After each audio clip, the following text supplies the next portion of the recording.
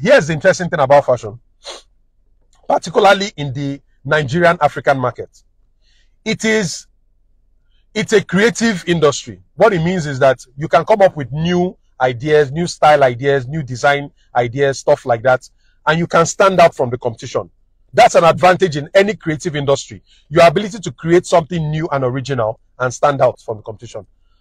But that's really where the advantage of the fashion industry ends. Anybody who sees your designs can copy your designs. Your intellectual property can be copied. And they send it to another tailor, and the tailor reproduces your design without giving you any credit, without paying you any royalty, nothing. And you can't do anything about it. That's a terrible business model. You can't try that in software. You can't try that in legal. You can't try that in almost every other industry. But in fashion, it's an all-comers affair. You can be very creative in the fashion industry. You can be very original in your ideas and your designs, but you can be very poor. Because people can just steal your ideas, not give you credits, not give you money, and you are lost. So that's a problem with the fashion industry. Originality will not cut it.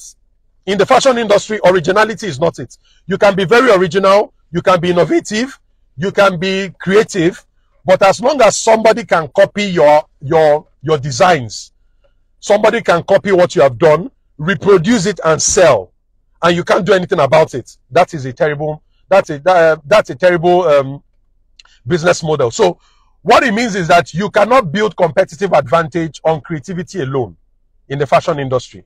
The power in the fashion industry is not in the innovation and the creativity. The power in the fashion industry is distribution. The person who has the highest distribution is the winner in the industry. And you can check me on that. If you look at any of these major fashion brands, what advantage do they really have? What is it that all these big brands in Nigeria and even internationally, what is it that they make that the average person who can use a sewing machine and scissors and all that cannot make? You can make it. The power they have is that they have the power of brand and they have the power of distribution. Brand is a different subject because it takes time and persistence to build a brand. It's not something you can build overnight. But distribution is something you can sort out. Distribution is something that can work for you. So I want to share with you a couple of examples. If for this guy who has asked this question, he has an up and coming fashion business, and like many fashion businesses, he's invisible. There are just so many.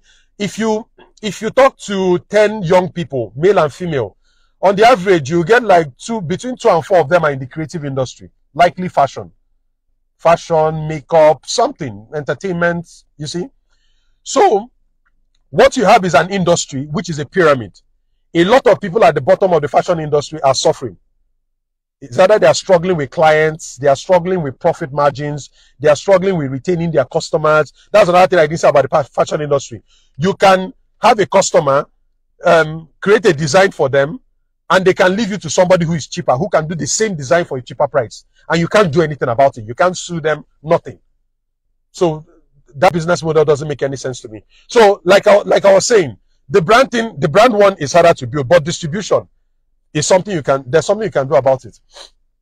Let me share a couple of ideas.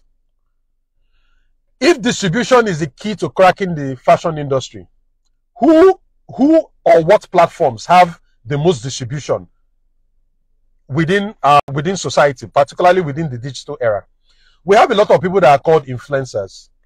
And when I look at it, I think it's very unfortunate that the best revenue models for our influencers are either endorsements. And if you look at the kind of things that they're endorsing, sometimes it's not, so I see a lot of influencers or even celebrities endorsing things like betting platforms.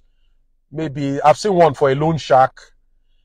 So the problem with that is the celebrities are doing one-off transactions. They promote a brand, they promote a product, and they get paid for it. But many celebrities don't have businesses that they have a stake in. Here's what I mean. Diddy, Puff Daddy, has Sean John Fashion. He has Ciroc Vodka, right? Those are things that are tied to him. There's this other guy who has Fubu, the for us by us, right? So what is going on here is, if you are a producer of fashion, and this is coming under the strategy that I share called producing for the star.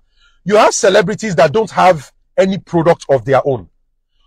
What will it take you to produce for those influencers under their own brand? So let me use an example of, let's say that there's an influencer, maybe one of these kit makers or something like that. You make a customized design that has their name on the label, not your name, not your label. The problem is that many small businesses are trying to build their own brands on their own, and building a brand is terribly hard and takes time. So a faster way would be to lean on an existing and bigger brand. So you produce for an influencer, put their name on the label, right? But you are the producer. All the influencer has to do is, this is my clothing line, buy my clothes, blah, blah, blah. The moment they make, this is my clothing brand, maybe my special set of t-shirts, everything, it's my name on the label, everything. But then when you make an order, you, the partner, you, the producer, you supply. The celebrity doesn't want to do hard work.